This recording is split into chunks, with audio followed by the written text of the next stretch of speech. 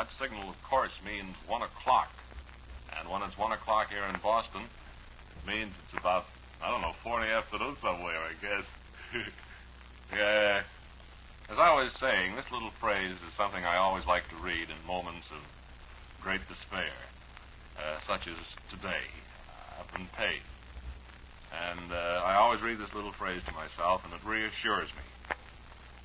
I had brought nothing away from the college but a hatred of books. That little thought always does something to me. I don't know what it is. Incidentally, friends, this, of course, is this half-hour period is purchased by me in the interests of my candidacy for president of Standard Oil. As I've said before, I promise to make nice gasoline and swell petroleum products and do everything just nifty. But I have to have the support of you stockholders. So get behind me 100%, and I'll be very grateful. I'll only keep the job 10 or 15 years, and I promise to get out then. Is that clear? Swell. Let me see. Oh, I want to mention something before I forget it, that Betty Ann Groves, who is a television star, will be at the casino at Magnolia tonight and tomorrow. I'm pretty sure that's what he said. And I happen to be talking to Mr. Eisen, who, as you all know, studied under the great Carl Snagelfruger for a good many years. And Sammy is now a very accomplished musician and an orchestra leader of great note. And he and his band is or are appearing, albeit singular, at the delightful casino at Magnolia. I was in telephonic communication with Mr. Eisen just a few moments ago, and my ear is still ringing. He has a very loud voice on the phone, and somebody should speak to him about it. But I'm glad to be with you all, friends, and we've had more entries and stuff and things on What's Funny. And I even have a card here with a piece of, he says, a piece of a $10 bill. And it looks to me like a piece of a $1 bill, though. I don't think he'd send me that, a $10 bill. And it's he, I'm sorry, it's Kay Linehan. I'm awfully sorry, Kay. 100 Mount Vernon Street in West Roxbury.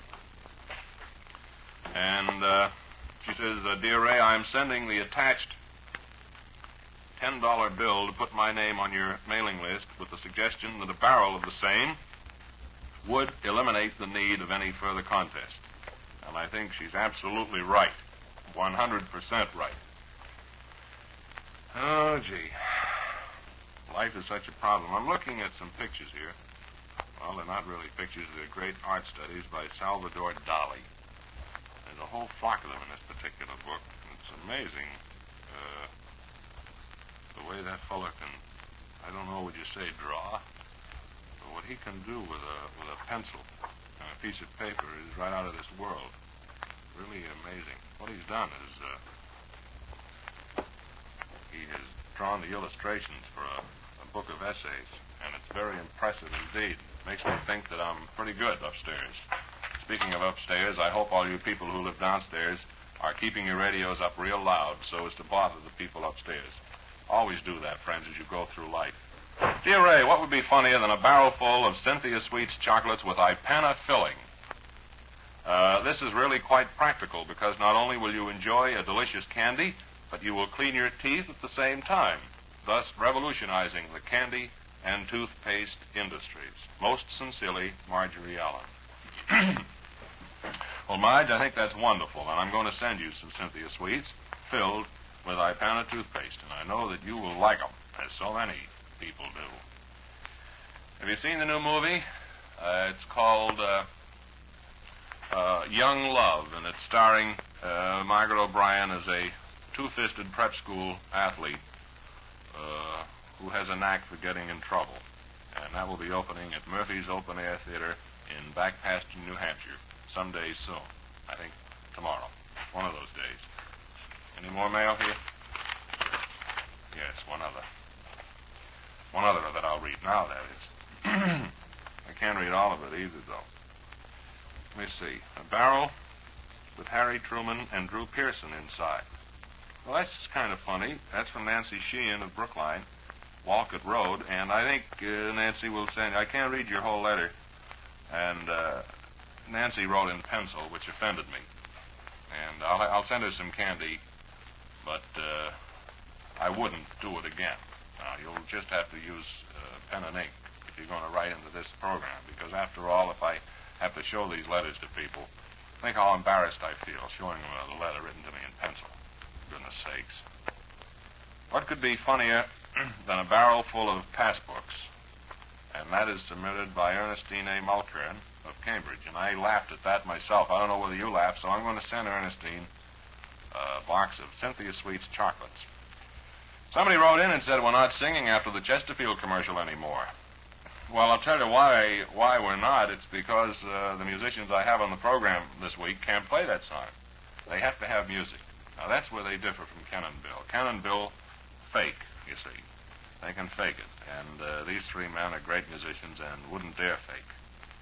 So that's why we're not having singing after the Chesterfield commercial. I may hum a little bit after today's commercial, which is coming up right now, as a matter of fact. Chesterfield over and over again. Chesterfield satisfy women and men. Milder, much milder, all smokers agree. Always buy Chesterfield ABC. ABC, ABC, that's a pretty song.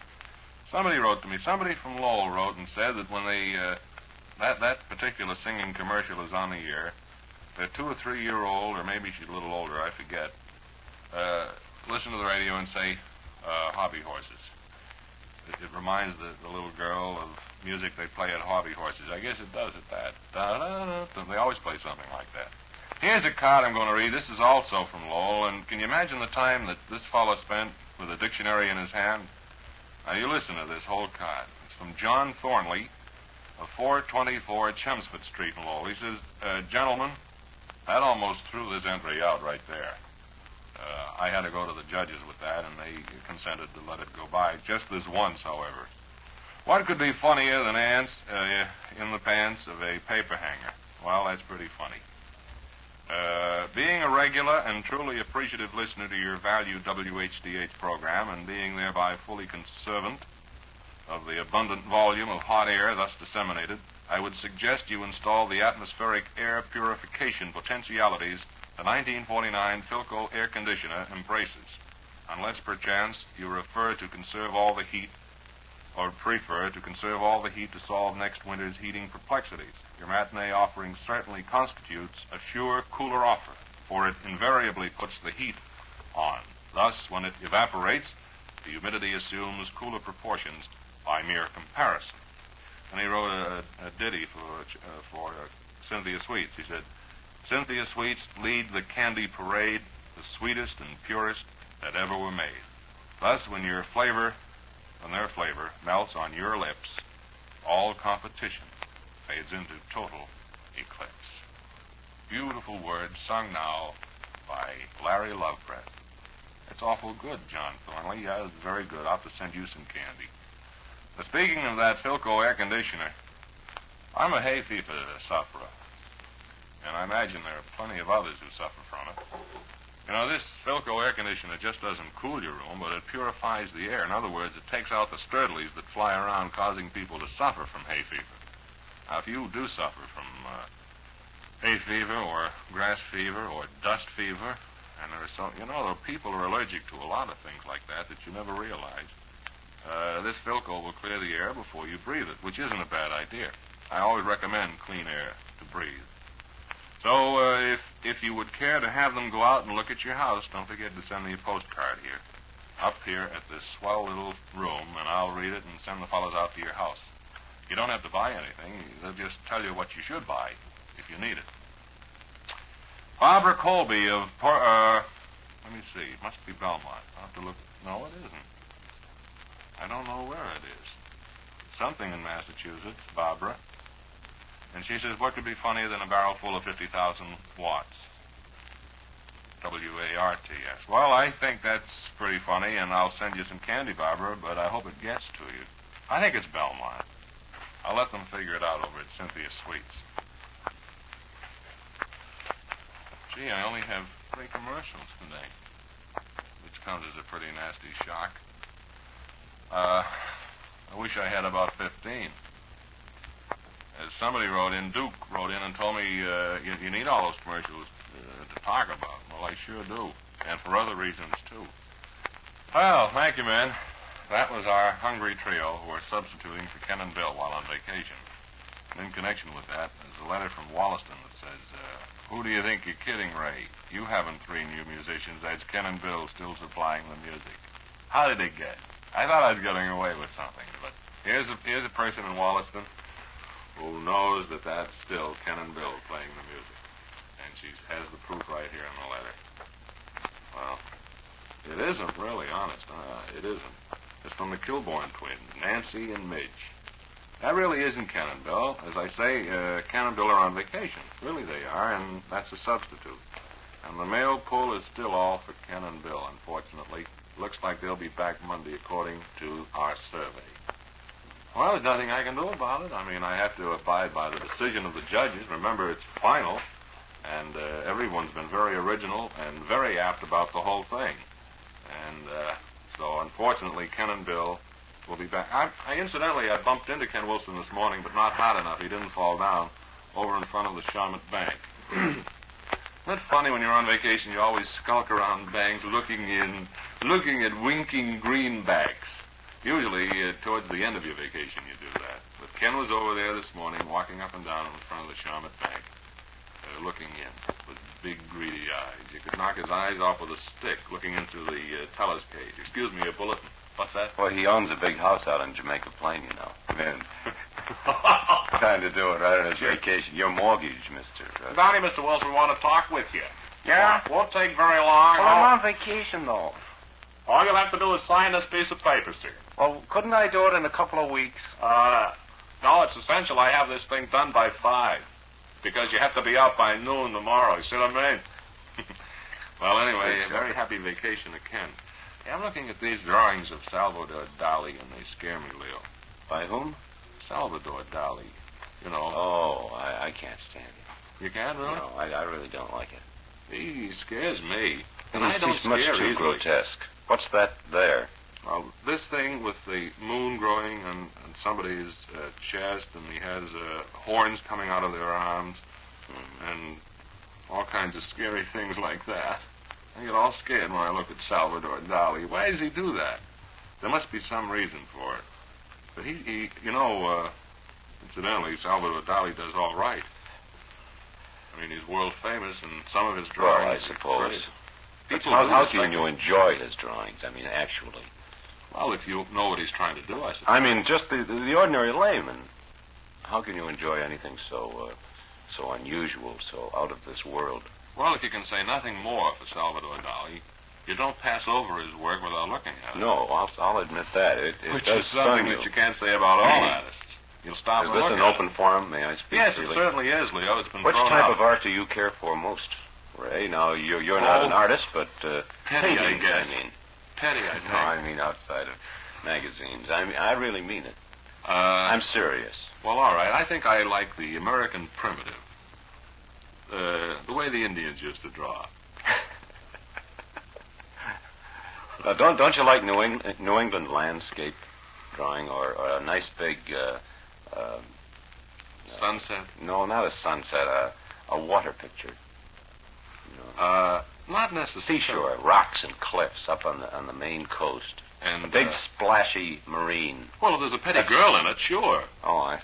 Oh, yeah, sure. I like that. Yeah, very Sitting much. on a rock, you mean? Sure. Well, I'd like... Oh, yes. It would have to be on the near horizon, not the far horizon, too. No, very, very close. Right up near. Well, there's nothing that pleases me more than a big ocean scene. With a big With schooner. a schooner. And full right up to the top, Listing too. leeward, Leo. A big schooner, big copper schooner. A growler. Sure. Well, what do you know about that? So you like seashore scenes? Yes, I do. Which, incidentally, friends, is a mouthful. Try that sometime. Seashore scenes. It's very tricky, and only that I have some swell pivot teeth, I'd be still spinning. Albeit singular. What you say you like that kind of drawing? Drawing, yes. Uh-huh. That's my favorite type, drawing. Well, tell me, Leo, do you like impressionistic No, work? I do not care for the modern art. You don't really? No, I don't believe you it. take, It doesn't do anything for me. Take Winnie Churchill.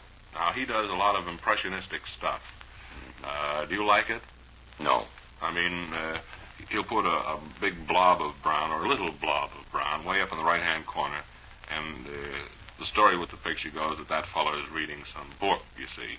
And you have to just visualize the whole thing, and a big blob of green, of course, is a tree or a lake, depending on his whim.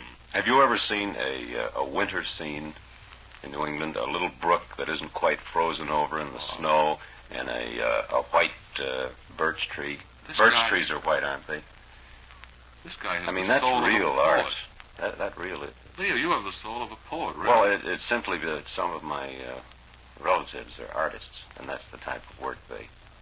I honestly, turn out. Leo, you are. We have a house full at home. You must come over and see them sometime. Of drawings and so forth? Yes, New England, countryside, covered bridges. It's wonderful. Wow, sounds real great to me. As I say, I have a whole flock of Esquire pictures I'll be glad to exchange or show you, Leo. Might as well make this a fair I mean, thing. 2 for 1. Sure. Okay. What are you doing this evening, Leo? This evening, we're doing a ball game at Bracefield. Oh, then you can't go out to the casino then, can you? Well, I could drop out there for the early dinner. Well, swell. You I folks, won't be able to dance under the stars. for those of you who are listening who aren't baseball announcers, maybe you can make it then. Isn't it a wonderful night to go out for dinner? And I know just the spot, too. You put down the top, or you open the windows in the car, and head for the casino at Magnolia. It's the kind of a drive that really sets you up for a glorious evening. Out along the beautiful North Shore, out through Cohasset and Hingham, out through that way, from Salem to Magnolia with a view of Gloucester Harbor when you arrive. Then stroll in and be big time about it.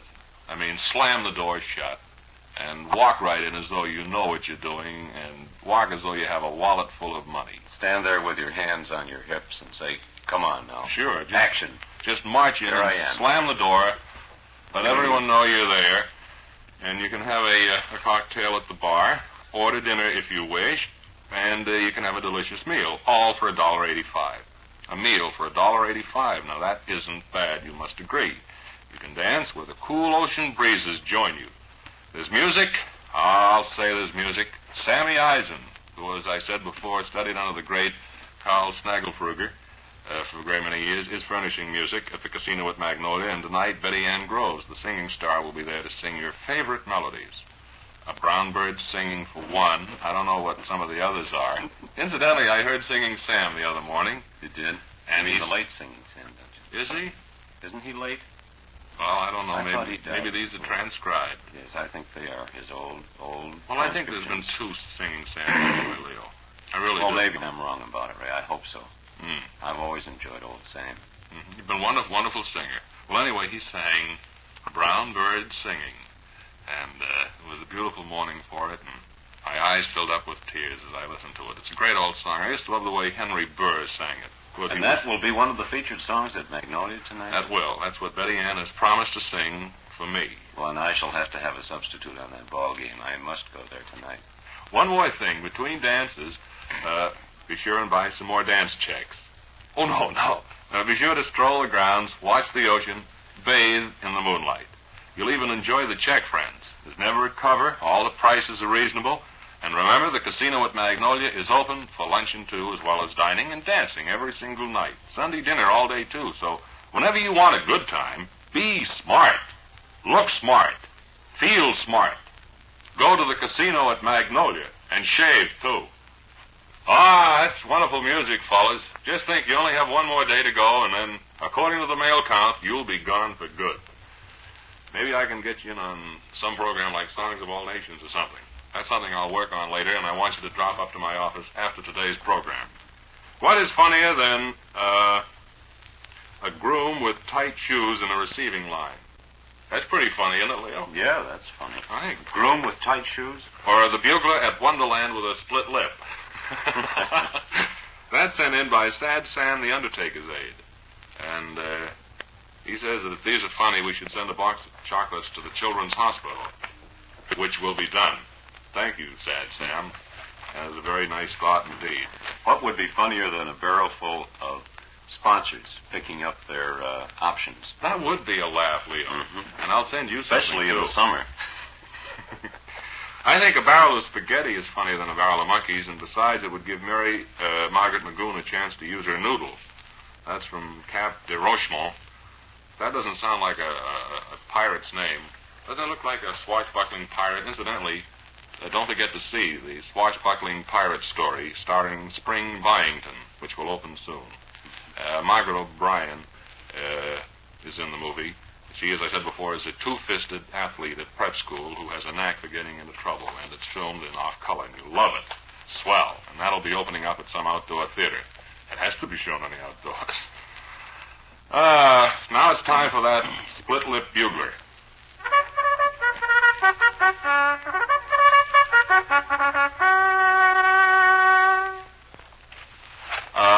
Swifty says, for a big Friday evening of fun and speed, see tonight's Greyhound races at Wonderland Revere, America's most beautiful Greyhound track. You'll see the champions in action in 10 great races with the featured nines bringing to post. That's the kind of drawing I like. Is that? Bringing to post Alice Oaks, Welcome Stranger, Rural Streak. Here are the 1:30 headlines. Full Steam, Alexis, Charlie Chap, Never Sunny, and Catuzza. Post time, first race, 7:45. Now the weather. Daily double closes at 7:30. Revere is near, from Boston by MTA from Maverick Station, from everywhere over wide highways. On the WHDH scoreboard, 2 big floodlighted free parking lots are provided for those who drive. See the big Friday night racing show tonight at Wonderland. And bring the ladies with you. They'll enjoy Greyhound racing, and they'll thrill to Wonderland's beautiful gardens that are now smelling. So be sure to be there. They smell good. If you go there, friends, you'll feel good again. Well, so much for Wonderland, and so much for all the commercials. I think that is it for the day. Yes, it is. And it's been wonderful having you here, friends, this afternoon as we've talked about art. And what else? I guess that's about all. Tomorrow we'll discuss some other subject that's on everyone's lips. How about the Lipstick. evolution